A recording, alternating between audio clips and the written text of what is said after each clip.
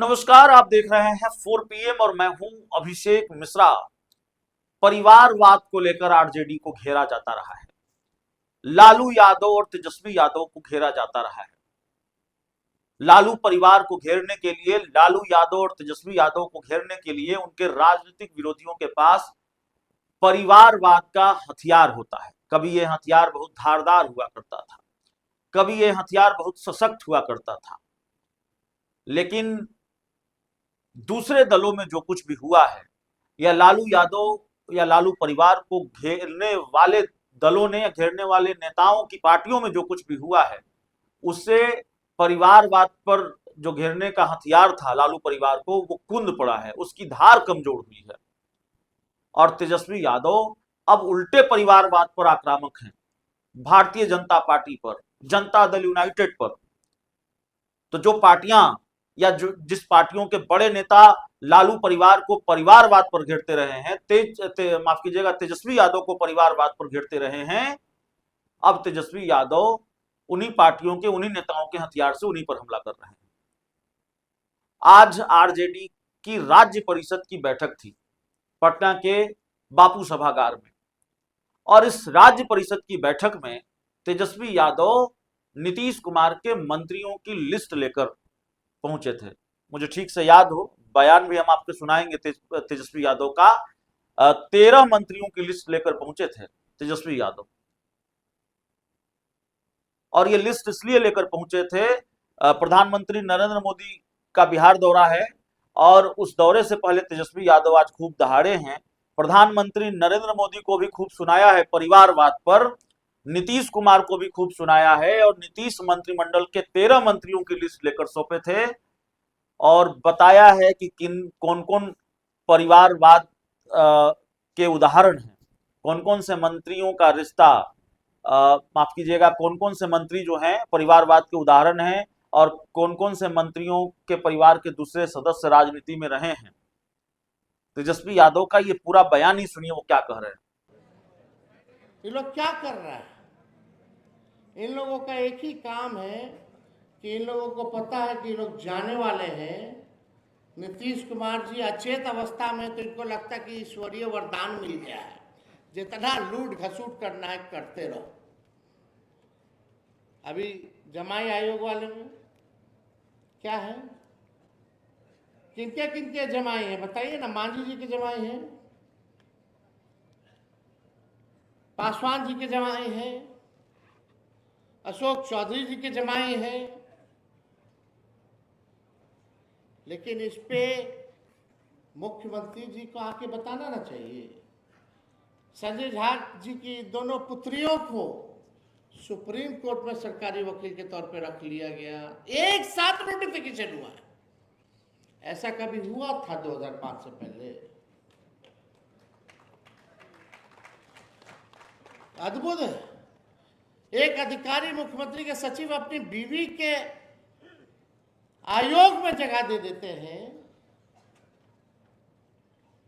क्या ये मुख्यमंत्री जी को पता है उनकी अनुमति से हुआ है नहीं हुआ? ये तो हम लोग जानना चाहते हैं ना।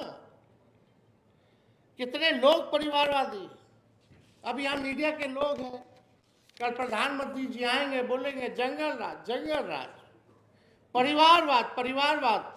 प्रधानमंत्री जी जरा इन लोगों का भी नाम सुन लीजिए, जरा दाहिने और बाएं घूम करके देखिएगा।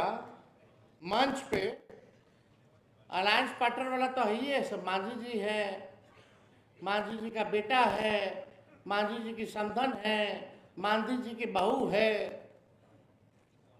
एगो दामाद है कि नहीं? रामलाल पासवान जी के बेटे चिराग पासवान जी हैं, उनके जीजा हैं एमपी, एक जीजा आयोग में है, और कई परिवार के लोग, सब लोग जो है राजनीति में, बताने की जरूरत नहीं है।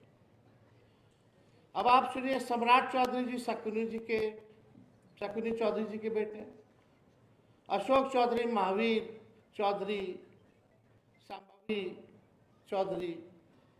आप देखिएगा, सम्राट चौधरी जी की मां भी लड़ी है चुनाव, उनका भाई जदयू कोटा से।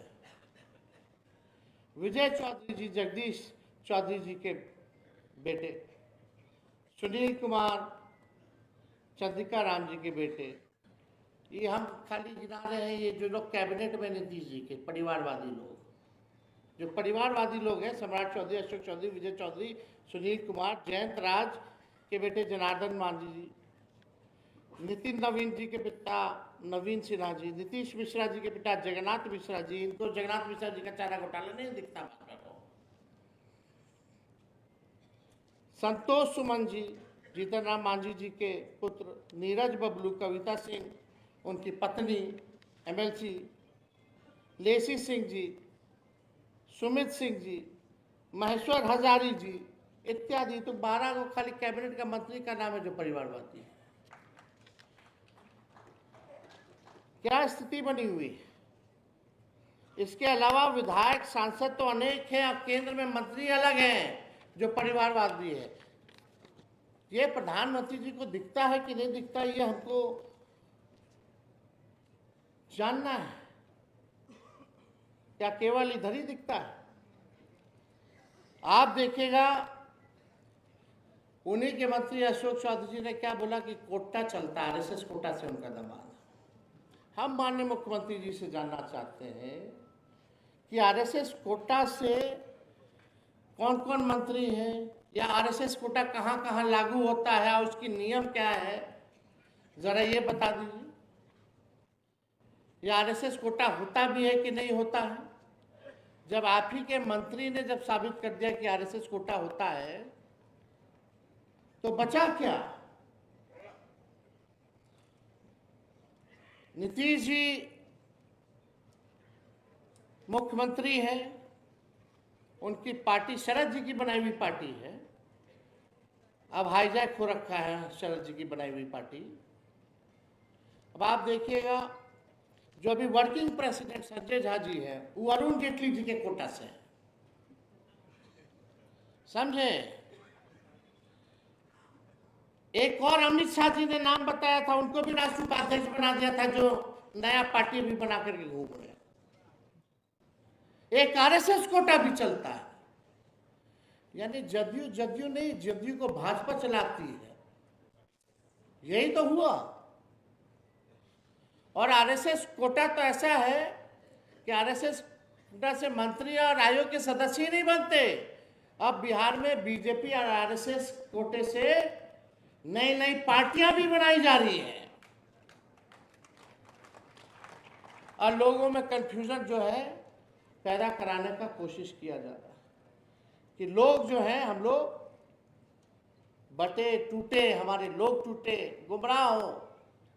लेकिन आप सब लोगों की जिम्मेदारी महत्वपूर्ण है कि आप सब लोग जो है ज़मीन पे जाकर के आप लोग काम करें, मेहनत करें, जनता के सुख दुख में भागीदार बने। टिकट की चिंता छोड़ दीजिए, राष्ट्राध्यक्ष जी देखेंगे।